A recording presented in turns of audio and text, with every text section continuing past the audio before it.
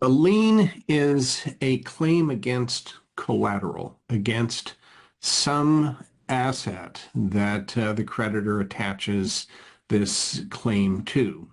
Now, if the lien is not recorded, then the debt is unsecured because the lien is unperfected.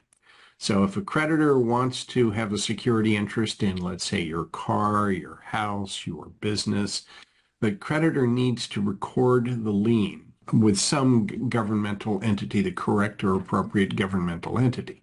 So, for example, if you take out a mortgage, you borrow money, let's say, to buy a house or to refinance, you can be absolutely sure that the lender, whether it's a bank or some other kind of mortgage company, is going to record a lien against the property, and the creditor will record the lien with the county recorder's office in that situation.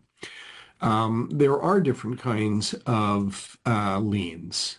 Some are called consensual liens. Those are liens where you agree to the recordation of the lien against the asset. Others are non-consensual. Examples of consensual liens, well, I mentioned mortgages. You take out a mortgage, you are agreeing with the lender that if you don't make the payments, the lender can exercise its rights under California real estate law to foreclose on the property. So because you're agreeing to it, you're consenting to this lien. Or, well, back to the car example, if you borrow money to buy a car, you are going to give the creditor a lien against the car. That's a consensual lien. Non-consensual liens are liens that are recorded against an asset and you didn't agree to it. The most common example of that is a judgment lien. Somebody sues you. They're successful. They get a judgment against you. They can take that judgment and record that judgment as a lien against an asset.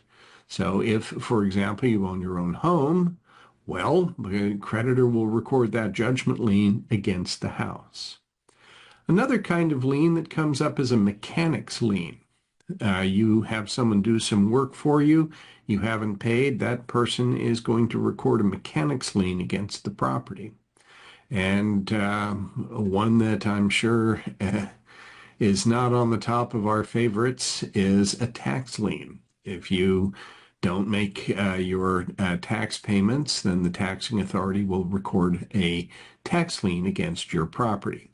There are other kinds of tax liens besides ones that are recorded. The IRS has the ability to have what are called secret liens. They are statutorily established, and if there is a statutory lien against your property that is a tax lien, with very few exceptions, that's there until you pay that debt. Yet another kind of lien is a homeowners association lien. If you don't make your homeowners association dues payments, then the HOA will record a lien against your property. That is a statutory lien. Now, what do I mean by a statutory lien? Well, when we were talking about mortgages or car loans, those are, of course, consensual liens, and they are the result of you agreeing with the lender to allow the lender to record that lien against the asset. A judgment lien is the result of a judicial action that has been completed.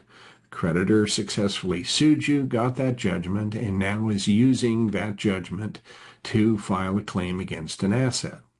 A statutory lien is a lien that's authorized by some statute, whether it's a state or a federal statute.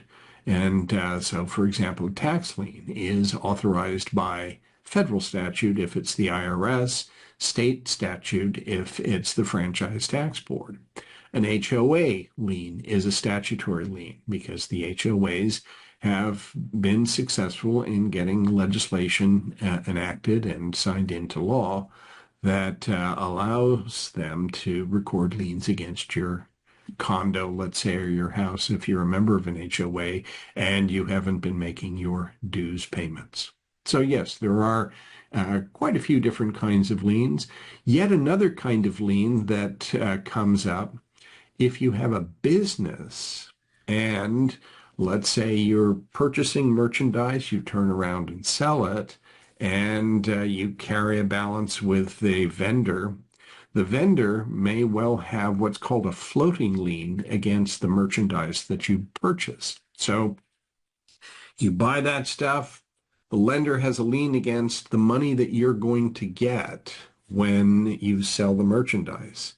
As long as you keep paying the vendor on a timely basis, this is never an issue. But if you don't make the payments, you can be absolutely sure that eventually that vendor is going to come after you and want to either seize the unsold merchandise or get money out of your till. So that's yet another kind of lien. The reason it's called a floating lien is because there isn't one big block of merchandise that's involved. Instead, you're buying merchandise, you're selling it, more merchandise is coming in, you're paying, and so there's this sort of steady stream of merchandise coming through. And so it's not a lien that attaches to a specific item, but rather just to the flow of the merchandise that's going through.